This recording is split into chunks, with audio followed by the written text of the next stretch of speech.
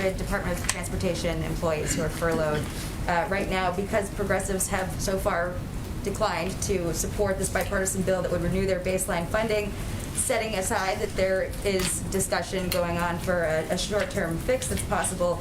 Aren't progressives squarely to blame for the furlough that's happening right now? Well, to be clear, I mean, every member of Congress is a free citizen who could vote to support this infrastructure bill, including Republicans. They could come forward and support it, as 19 Republicans in the Senate did not.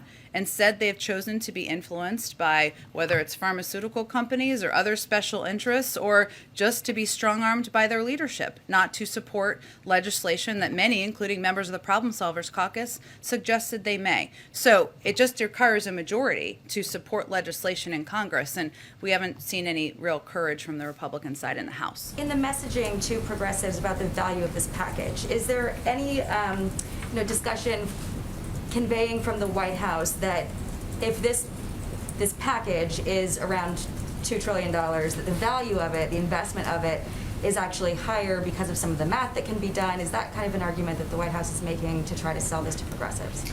The case that the White House is making is that compromise requires everybody giving a little. That's the stage we're in.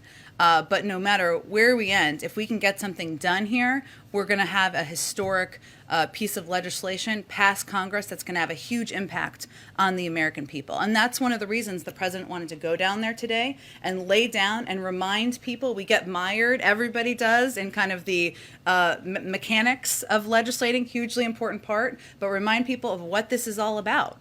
And this is all about lowering costs for people. This is all about addressing the climate crisis. This is all about helping women and families get back in the workforce. And that's the case he'll make when he goes to the caucus. One more quick one. If the president can't get this across today after his visit to the Hill, what message does that send about the Democrats' ability to deliver, and what kind of impact might that have in the midterms?